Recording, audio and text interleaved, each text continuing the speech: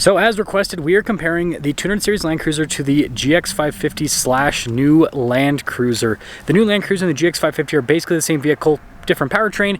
I'll talk about that in today's video, but this should be a really good comparison. Anyways, before we get into the video, as always, if you're gonna save time and money the next time you purchase a car, link to my car buying guide in the description down below. Let's get right into it.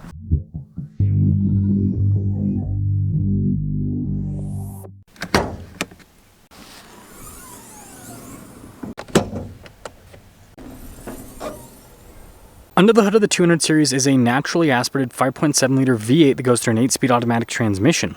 Power outputs are 381 horsepower and then 401 pound-feet of torque. Fuel economy, you can expect to average about 16 miles per gallon. Now powering this GX550 is a twin-turbo 3.4 liter V6 that goes through a 10-speed. It puts out 349 horsepower and then 479 pound-feet of torque. And then when it comes to fuel economy, you can expect to average about 17, maybe 18 miles per gallon if you're lucky. Before we move forward with this comparison, I do want to mention, if you want to see more videos just like this, then I recommend you subscribe because I post content every single day. So taking a look at the front end, I mean, you can see both of these have headlights and fog lights, so equipment's pretty similar, but I will say the Land Cruiser here, I don't know if you can see it very well, we've got recovery points that are very easily accessible. With the Lexus, everything's kind of tucked in a little bit. It's kind of interesting to see the difference with that.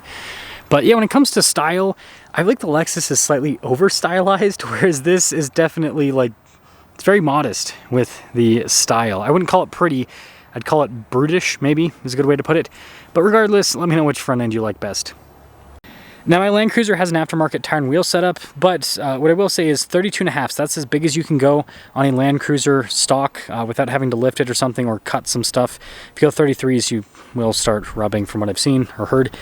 With this Lexus, we've got these 22s, but you can get the Overtrail with 18-inch wheels and 33-inch tall tires, so you can actually fit bigger tires, which is kind of strange because you look at the wheelhouse and everything here, and it's very tight. I mean, this is tight as well, but it doesn't look like that has any more space, but somehow they fit bigger tires. Anyways, no fender flares on the 200 Series, whereas this Lexus, you can see you've got fender flares. And look at the design difference. This is very smooth and soft, whereas this, you can see a lot of harsh lines that go across to give it a boxier look. And the side profiles really show this. So look at the side profile of the Land Cruiser, especially the roof line, versus the GX. You can see it's a lot boxier, but something that I noticed, because it's boxy, it kind of tapers in a little bit. It makes it look like there's probably gonna be less space inside of the GX. Now popping to the rear of the GX, with the third row folded down, there is quite a bit of storage space here on the back. And this has a traditional third row where it just folds up and down in, I guess, what you'd call the vertical fashion of the vertical plane of the car. And then automatic with the hatch. The Land Cruiser, on the other hand, mine doesn't have a third row. You can get a third row, but it had the cool chairs if you have a third row that fold up to the side. So in the horizontal fashion is what we'll call it. Storage space doesn't look all that different, but the loading floors are different. This loading floor looks lower compared to the loading floor in the Lexus GX. It kind of has like a hump up to the third row. And then the Land Cruiser also has the tailgate. It's a thing that you don't get in the new GX. So a little bit different with the hatch situation. And then with the rest of the rear, you can see that giant light bar there with the GX. Both of them have bezels that cover the receiver hitches, by the way. The Lexus is pokes out a little bit more because it's like this plastic cover, whereas with the Land Cruiser, it's actually painted to match the rest of the car. But I hope this gives you guys an idea of the size. They're pretty much the same exact size when you look at them next to each other. I think the Land Cruiser might be a little bit wider than the GX, but again, overall dimensions look pretty dang similar. Wheelbase is the same, for example. But this is where things get a little bit weird. So this is the Lexus GX. You can see it's not bad with the legroom, but it's a little bit more cramped. And then we, of course, have Lexus styling in here, so it's very elegant looking inside. And with the third rows of both vehicles, they're both for kids. I almost forgot to mention, we do have our own climate zone heated seats here on the back of the Lexus, and then headroom's pretty good. Now in the back of the Land Cruiser, it's not like it's that much bigger, but it just feels like a more open space. I feel more comfortable back here. Still have my own climate zone here for the rear. Also have heated seats as well. And you can see not as elegant looking with the panel design, but it has kind of like a rugged look. And then you got these nice leather seats, again, not as pretty looking, but functional. And then headroom, it doesn't feel too different with it. Now taking a look at the front door panel with the GX, again, really nice material use, pretty looking with all of the materials, see with the window controls and all of that. Very boxy mirrors. Payload capacity is solid. It's 1,235 pounds. And then here are your fancy front seats. You can see the steering wheel is power adjustable, and pop in, start her up. Pretty cool. And then pretty solid with the door.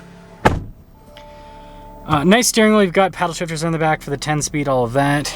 And then full digital gauge cluster with this.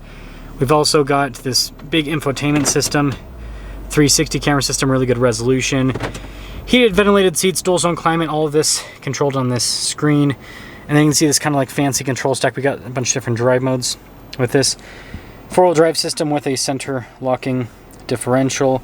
And then this does have a cool box there, wireless phone charging pad too. Got some storage up there as well. Camera rear view mirror, and then a panoramic sunroof. Now taking a look at the Land Cruiser door panel, really tight fit and finish, just doesn't have the same pretty elegant look of the Lexus. And then you can see more traditionally shaped mirrors. Payload capacity is up here, 1,320, so a little bit more. And then you can see again with these leather seats here, all of your adjustments and everything on the side. Steering wheel is power adjustable. You actually have your mirror adjustments on the side, which is pretty funny. Stepping in, pretty easy. I will say the door doesn't, it sounds solid. Actually, it's pretty similar. I was gonna say, maybe it doesn't sound solid, but it's still solid. Mostly analog gauge cluster, so you don't have a bunch of digital elements. Got wood on the steering wheel. Spring back wood, right? But yeah, it's, again, not as fancy looking, but it's still like soft touch, all of that. And then in reverse, got a 360 camera system. Resolution's not nearly as good. But notice we've got physical climate controls. And then you can see with the radio controls, all of that. Physical controls for the heated and cooled seats. So you have like the same features, they're just physical in this instead of in a screen. And then we even have a center locking differential.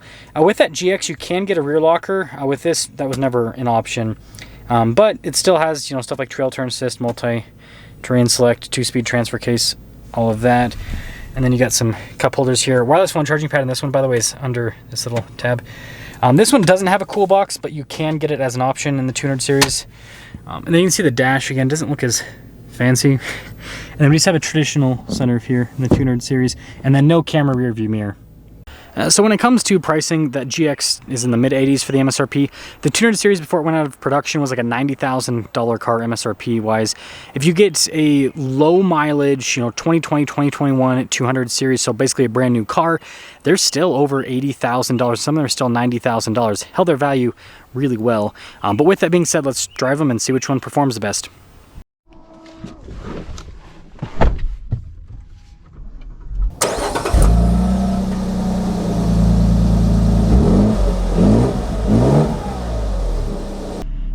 Let's talk about visibility before we set off.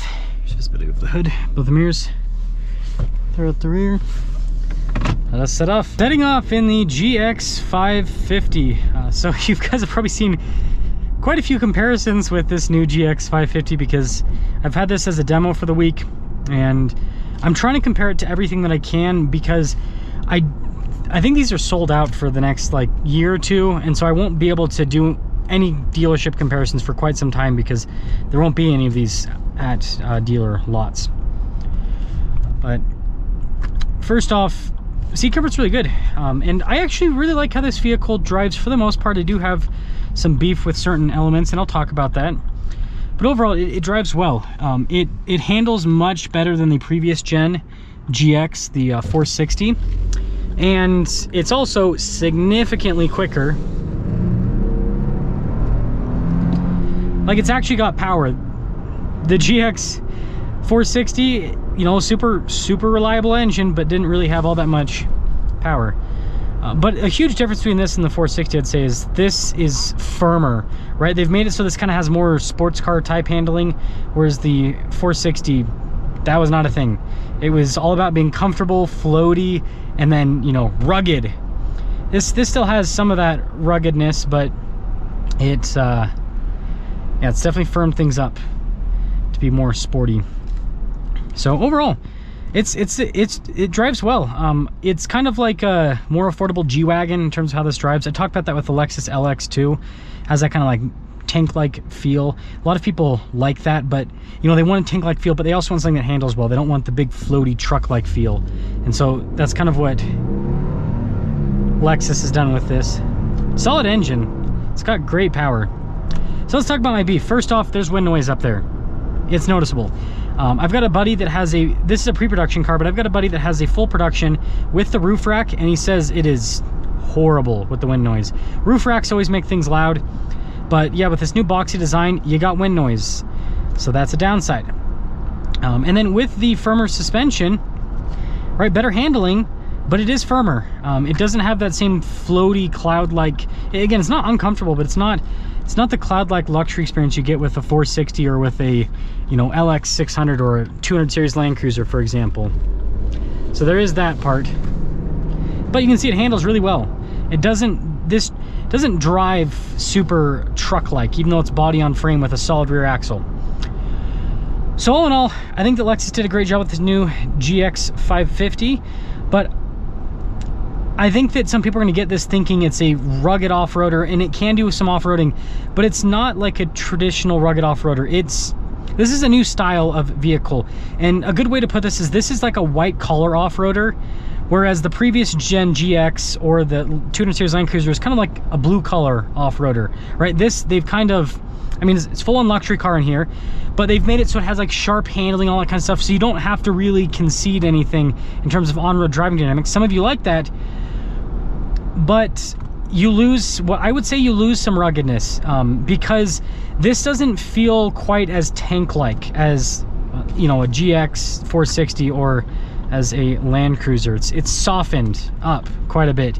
It's like the difference between someone who weightlifts with gloves versus someone who doesn't, right? The person who doesn't is going to have these big meaty calluses. They both weightlift, but one of them is going to be a little bit more rugged than the other. So the Lexus GX550, it's the person that weightlifts with gloves.